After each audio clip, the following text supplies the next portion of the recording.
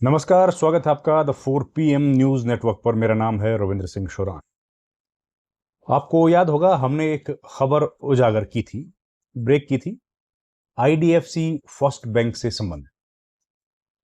ये जो खबर थी, ये खबर का मौजू ये था कि हरियाणा सरकार के करीब 600 करोड़ रुपए आईडीएफसी फर्स्ट बैंक में अलग अलग ब्रांचेज में अलग अलग डिपार्टमेंट्स के, हरियाणा सरकार के मुख्तलिफ डिपार्टमेंट्स के पैसे आईडीएफसी फर्स्ट बैंक में थे। तो इसी बैंक के कुछ कर्मचारियों ने उस पैसे को बगैर सरकार की परमिशन के निकाल लिया। ठीक है, और यही घटनाक्रम हुआ एयू स्मॉल फाइनेंस बैंक के साथ भी, दो बैंक्स के साथ हुआ। अभी आज की जो खबर है पहले वो बता देता हूं, उसके बाद इसके बैकग्राउंड पर आता है। आज की खबर यह है कि इस मसले में एक वरिष्ठ आईएएस अधिकारी पंकज अग्रवाल को सीबीआई ने गिरफ्तार कर लिया। इसके कुछ दिन पहले दूसरे आईएएस अधिकारी आरके सिंह को भी गिरफ्तार कर लिया गया था। उसके कुछ रोज पहले आईएफएस इंडियन फॉरेस्ट सर्विसेज के अधिकारी नवनीत श्रीवास्तव को भी अरेस्ट कर लिया था सीबीआई ने। तो ये तीन तो बड़े अरेस्ट हैं। उसके अलावा कई छोटे जो अधिकारी थे उनको अरेस्ट किया गया, कर्मचारियों को अरेस्ट किया गया और बैंक के कर्मचारियों को भी अरेस्ट किया गया। तो पंकज अग्रवाल का अरेस्ट सिग्निफिकेंट है, ज्यादा महत्वपूर्ण इसलिए है क्योंकि एक तो सरकार के करीबी थे। 2019 के विधानसभा चुनाव, 2024 के विधानसभा और लोकसभा चुनाव में भी वो सीईओ, चीफ इलेक्टोरल ऑफिसर थे, हरियाणा के नजदीकी थे, सरकार के करीबी माने जाते थे, महत्वपूर्ण पदों पर वो इस दौरान रहे भी हैं। खैर, तो ये घटनाक्रम ये था कि जो हमने बताया कि इन दोनों बैंक्स में अलग अलग ब्रांचेस में हरियाणा सरकार के अलग अलग डिपार्टमेंट्स, जैसे पंचायती राज, एजुकेशन, ये जो शहरी विकास, पॉल्यूशन, इस तरह कई अलग अलग डिपार्टमेंट्स के करोड़ों रुपए, करीब 600 करोड़ रुपए इसमें जमा थे।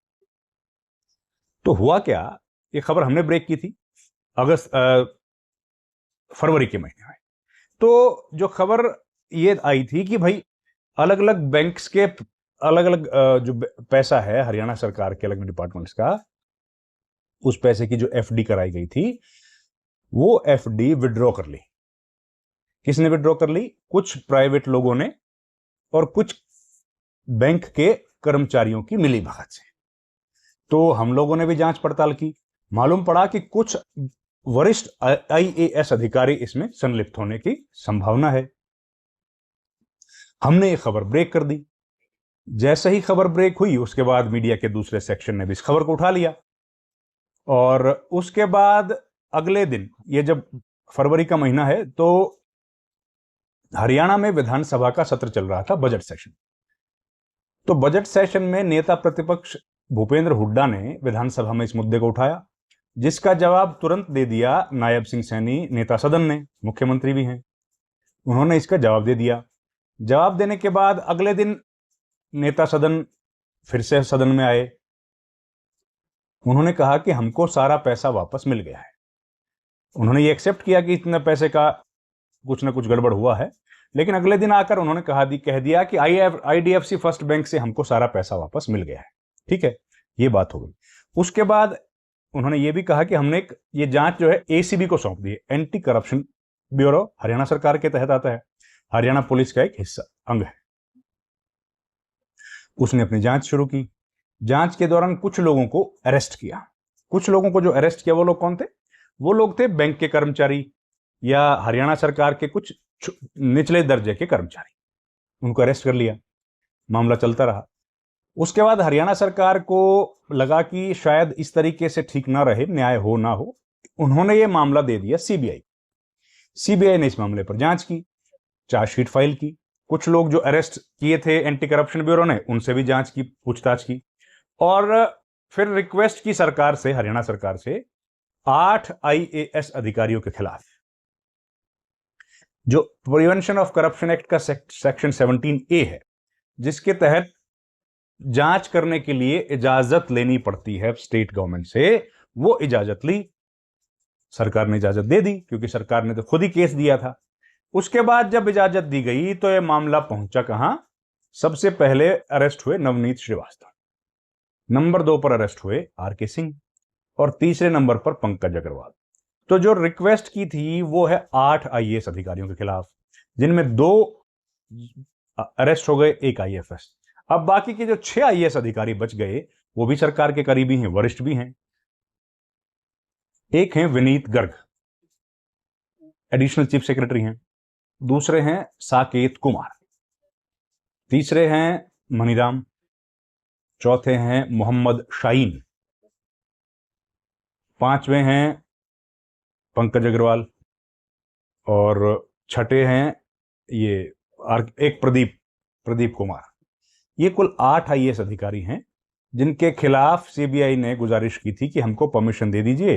तो सीबीआई ने इनमें से कुछ आईएएस अधिकारियों के घर पर रेड मारी। एक डीके बेहरा, दुष्मंता कुमार बेहरा, तो इनके घर पर, इनमें से कुछ के घर पर सीबीआई ने रेड की। रेड के बाद कुछ लोग, 2 अधिकारियों को अरेस्ट किया। बाकियों के घर में अभी रेड नहीं की है, बाकियों को अभी अरेस्ट नहीं किया।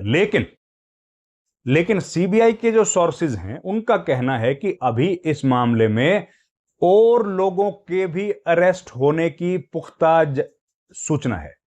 कब होंगे मालूम नहीं है, लेकिन जल्द ही कुछ और आईएएस अधिकारियों पर भी गिरफ्तारी की गाज गिरने वाली है, यह सीबीआई के सूत्रों का कहना है।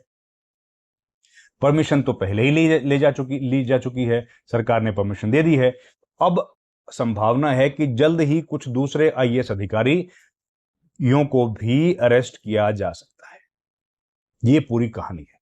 तो यह मामला है हरियाणा के आम आदमी के गाढ़े खून पसीने की कमाई का जो पैसा हरियाणा सरकार ने अलग अलग मदों में, अलग अलग बैंक्स में जमा किया था, एफडी के तौर पर जमा किया था, इस उम्मीद के साथ कि ये जो पैसा है इस पर हरियाणा सरकार को कुछ ब्याज मिलेगा और वो ब्याज हरियाणा की सरकार, हरियाणा की जनता के हितों के लिए उपयोग करेगी। हुआ ये कि जो पैसा था वो पैसा भी निकाल लिया गया। उस पैसे का उपयोग कुछ ज्वेलर्स और कुछ रियल एस्टेट के कारोबारियों से के साथ मिलकर बिल्डिंग बनाने या ज्वेलरी में इन्वेस्ट कर दिया गया किन्हीं प्राइवेट कंपनियों के थ्रू।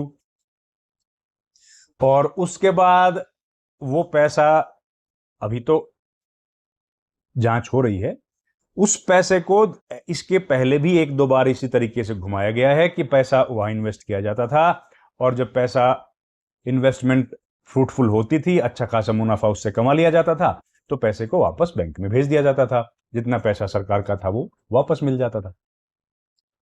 तो इस तरह की कुछ घटनाएं जो हैं वो जानकारी में आई हैं।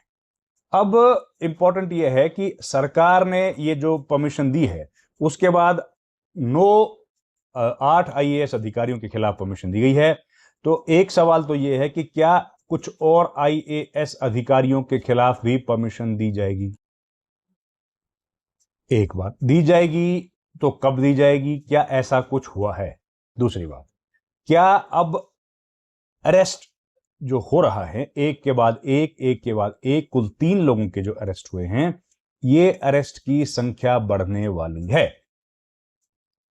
अभी तक 3 हुए हैं, परमिशन 9 मैंने बताया 8 के लिए मांगी गई थी हरियाणा सरकार से। एक जो नवनीत श्रीवास्तव वो चंडीगढ़ के आईएफएस अधिकारी हैं, तो उनको भी अगर शामिल करें तो कुल 9 हैं। तो क्या 9 लोगों में से 3 की गिरफ्तारी हो गई है, बाकी के 6 की भी गिरफ्तारी होगी क्या? ये तो सवाल है। अब इस सवाल का सही जवाब तो हम लोगों को मिलेगा आने वाले वक्त में। पर एक बात तय है कि अभी जो स्पीड है वो सीबीआई की काफी तेज है। सीबीआई कंपैरेटिवली एक फास्ट पेस पर इस पूरे मसले की इन्वेस्टिगेशन कर रही है और इस मामले की जांच को तेजी से आगे बढ़ाते हुए एक्शन भी ले रही है। और एक्शन भी बड़े बड़े आईएएस अधिकारियों को गिरफ्तार करना, और सूचना तो यह भी है कि कुछ और को भी गिरफ्तार किया जाएगा। तो यह पूरा घटनाक्रम है। यह खबर क्योंकि हमने सबसे पहले ब्रेक की थी, तो हम लोग अपनी तरफ से कोशिश करते हैं कि इसकी तमाम जानकारी आप तक समयबद्ध तरीके से पहुंचाते रहें। हम लोग कोशिश कर रहे हैं। इस वीडियो में इतना ही। आपका बहुत बहुत धन्यवाद। Thank you very much. नमस्कार।